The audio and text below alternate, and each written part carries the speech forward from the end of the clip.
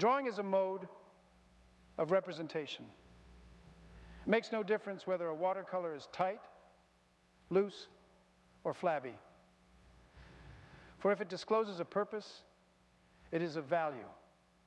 And the more we understand the purpose, the more valuable our watercolor will become.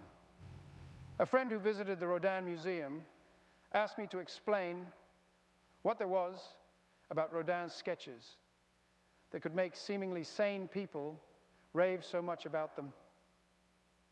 I then went on to explain that drawing is employed by all the masters of the various forms of art in their own particular ways.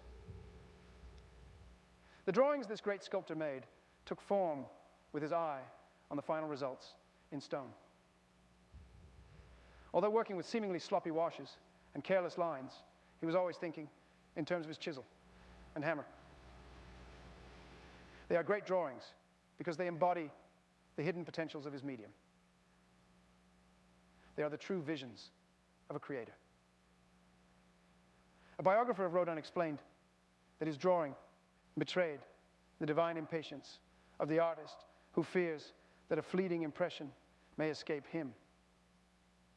No object is entirely apart from its surroundings, and therefore cannot be represented convincingly as a thing in itself. There is no value in trying to imitate exactly. Photographs will serve you best of all, if that is your aim.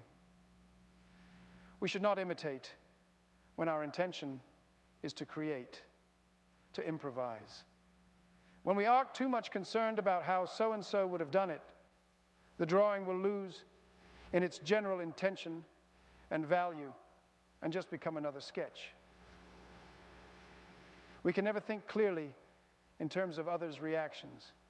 We must learn to see things for ourselves in order to develop a language of self-expression.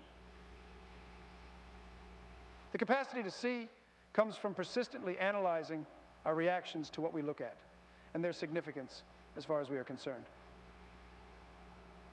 The more one looks, the more one will come to see. I try in all my sketching not to be entirely subservient to my subject, but I have respect for it and regard it as something tangible, alive, from which to extract my feelings. I have learned to regard it as no physical impossibility to move mountains and trees or change cupolas and towers to suit my taste. I try to evolve a composition and make every sketch count for as much value to me as may be gotten out of a design problem.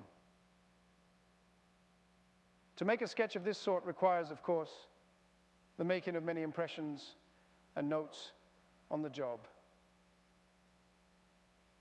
You must then get away from it all to work over and crystallize your thoughts in order to develop the picture in the form of a readable design, the impression of a cathedral.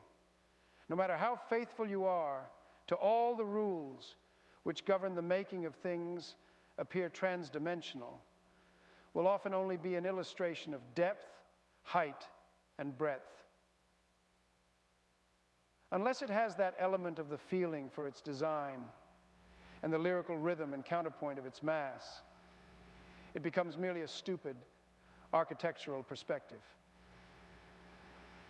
In fact, it is not necessary at all to follow the rules of perspective in making notes that will be of value to you. Did not the Chinese painters who succeeded better than any others in representing space ignore almost completely perspective as we practice it?